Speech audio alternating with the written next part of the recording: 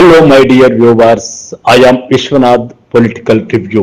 ఇప్పుడు మనం ఒక వింత వ్యక్తిని, లౌకిక వ్యవహారాల్లో దిట్టైన వ్యక్తిని, ఫలానాని చెప్పుకోకుండా ఆ వ్యక్తి గురించి, ఆ వ్యక్తుల గురించి ఇప్పుడు కాసేపు మాట్లాడుకుందాం.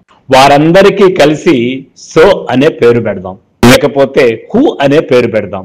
ఎవరో కావచ్చు, ఆయనే కావచ్చు, పక్కన వాడు కావచ్చు, ఎదురుగా ఉండేవాడు కావచ్చు, సో ఏ వ్యక్తి అయినా కావచ్చు.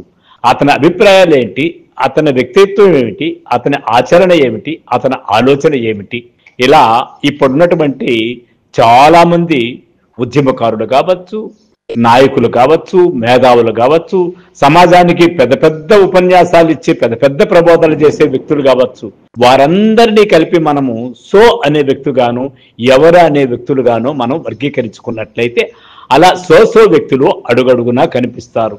అతను పేరుకు ఒక డ్రైవర్గా ఉండొచ్చు, వీరాంజనేయ స్వామి ఆలయ చైర్మన్ గాను ఉండొచ్చు, ఇంకొక అతను ప్రజానాట్య మండలి జానపద కళాకారుల సంఘానికి కన్వీనర్ గాను ఉండొచ్చు, ఇంకొక అతను ప్రముఖ గాయకుడుగాను ఉండొచ్చు, ఇంకొక అతను విప్లవ వీరాది వీరుడుగా ఉండొచ్చు, రిలే నిరాహార దీక్షలు చేసి ఉండొచ్చు, అసలు ఆహారమే ముట్టుకోకుండొచ్చు, రక్తాలు కళ్ళ చూసుండొచ్చు, కన్నీళ్లు పెట్టుకుని ఉండవచ్చు.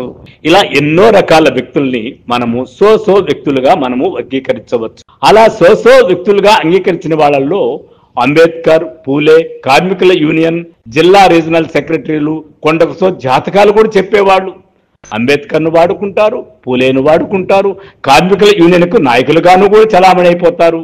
ఇక రీజనల్ సెక్రటరీలు, స్టేట్ సెక్రటరీలు, ఇండియన్ సెక్రటరీలు కూడా చలామణి అయిపోయే వాళ్ళు అందరూ చాలా మంది కూడా అభ్యుదయ కాముకులుగా ఎంతో పేరు సంపాదించుకొని ఒక్క వెలుగు వెలిగి వారే సూర్యుని పుట్టించినట్టుగా మాట్లాడే వాళ్ళు కూడా ఉంటారు.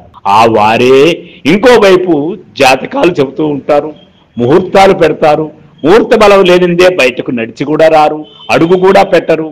బల్లిపెడే శాస్త్రంలో అయితే బహు పండితులుగా ఉంటారు, రాహుకాలం పాటిస్తారు. అసలు రాహు కేతువుల గురించి సంపూర్ణంగా పరిపూర్ణంగా గంటల పాటు ఉపన్యాసాలు ఇవ్వగలరు.